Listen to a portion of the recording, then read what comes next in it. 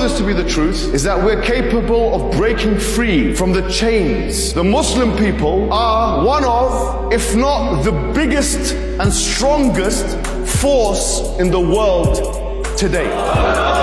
And do you know who knows that more than we do? The Americans know that. Just read their reports. American academics know that. Look at Samuel P. Huntington. Very famous book, Clash of Civilizations, where he says that civilization will clash on cultural lines, and that the big enemy will be, he states, the Islamic civilization. There are 7 civilizations in the world, he says. The big enemy is the Islamic civilization. There's going to be a massive clash. So what's the hidden message that Huntington and Bernard Lewis and all of these Orientalists of the modern age want to portray, want to give to their policymakers? The message is, keep the foot on this giant. Now, this is true. And when we look at social media and, you know, when we are observing Islam amongst influencers and, you know, big personalities, celebrities and so on, we find that Islam comes with a certain type of rationality to the point where it's victorious in its comparison with other ideologies, faiths and worldviews.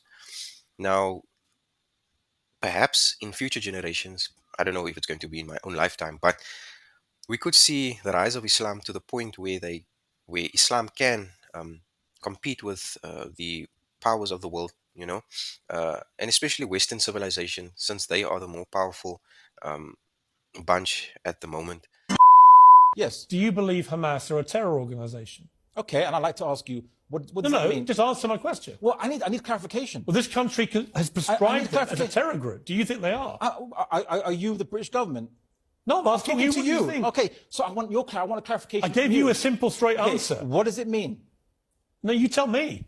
I don't know. You're asking me a question. You asked You the don't question. think they are a terror group? No, I want your definition of what is a terror group? An act that commits acts of terror, a group that commits terror attacks, as they did on October the 7th. So one that commits terror attack. All right, fine. So define terror. Do you want to answer the question or not? I do, but I just want clarification. No. We all know what terrorism is. Please, no. Don't worry. We're going to go somewhere with this. We're going to go somewhere with this, right? Well, are you going to answer the question? Yes. Once I get your definition, what's a terror attack? The definition is as is laid down in international law. Which it's is? committing an act of terror. Which is? Which is terrorism. Are you asking questions you don't know the definition of? Well, why don't you tell me what you think it is? I don't know. You're asking the question. You've no idea what terrorism is. No, I want you to answer your question. I would say massacring 1,200 people on October the 7th in the way Hamas did is an act of terror. Do you agree? So killing civilians is an act of terror? No, that's not what I said. So then killing civilians Committing is a not an act of massacre terror? on that scale is terrorism. So killing civilians is not an act of terror? You're not going to answer. Let me bring I want your definition. No. I want you to be consistent. We have a third guest. No, I think definitions is very important. And the reason why Piers Morgan there does not want to clearly define what terrorism is due to the fact that if he condemns the Palestinian resistance for quote-unquote terrorism, then surely the IDF or the Israeli Defense Force should fall in the same line, you know. However, I think the more objective outlook on it would be that the IDF is more so the terrorist than the Palestinian resistance. And, you know, as the phrase goes, one man's terrorist is another man's freedom fighter. And surely this is the case, considering that the Palestinians are in a severe siege, in a severe blockade, apartheid system. They're under oppression and so on. So these resistance type movements are bound to happen or to come into existence. Israel Defense Force actually stands for Israeli Diaper Force. I see you guys are enjoying my content, but you are not subscribed. Please consider subscribing and don't forget to like this video. Jazakallah. One of the words that is frequently applied to the Palestinian people is the word terrorists, and this is done for an incredibly specific reason, because what the word terrorist does is transform the Palestinians from a people who have suffered 75 years at the hands of Israeli oppression to someone who is a dangerous, scary person who is the ultimate enemy of the West, because we all know how bad terrorism is from things like 9/11. But the other thing thing with the word terrorist is that it's just kind of ignored when it comes to Zionists who are terrorists. And perhaps the best example of this is Israel's Minister of National Security, Itamar Ben-Gvir, who is even considered a terrorist within Israel. And this article from 2007 by the Jerusalem Post effectively explains why. Because whilst he was only convicted of inciting racism, he was also a member of the Kahana movement. Now, the reason that Kahana was considered a terrorist is because the majority of his organizations did terrorism. The Jewish Defense League in America is responsible for the killing of multiple innocent people. The Kach movement inside Israel was designated a terror movement in 1994 after a disciple and close friend of Rabbi Meir Kahana, Baruch Goldstein, went into the Ibrahimi Mosque in Hebron during Ramadan of 1994 and massacred 29 worshippers there.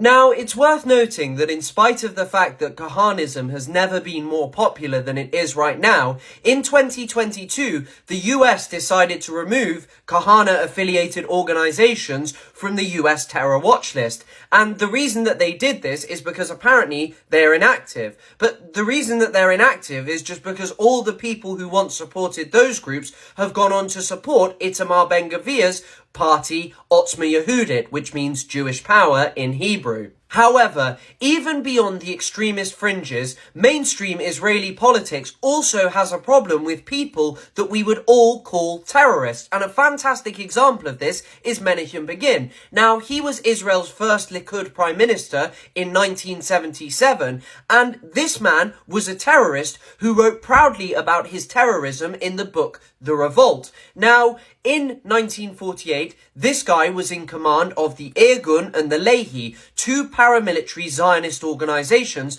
that were for all intensive purposes terrorist organizations, and he helped to carry out the Deir Yassin massacre, in which over 100 Palestinians were killed, and yet Zionists had no problem with electing him.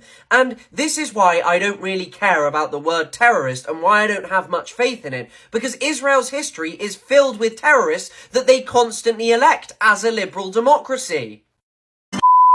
In any case, I do think that these terms that are coined or placed on the people who are resisting the overlords and imperial and colonial powers is slowly fading away, especially with the poor PR campaigns done by the Zionist state in terms of promoting their aggressions or scapegoating their crimes and so on.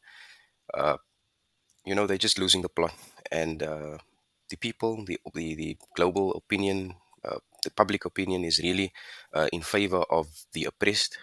I think for the majority, of course, and so I think in terms of the population, I do have hope that people see things for what they are. And on that note, guys, Jazakallah khair for tuning in. Please don't forget to like, share, and if it is that you enjoy my content, definitely subscribe. Jazakallah khair. Assalamu alaikum wa rahmatullahi wa barakatuh.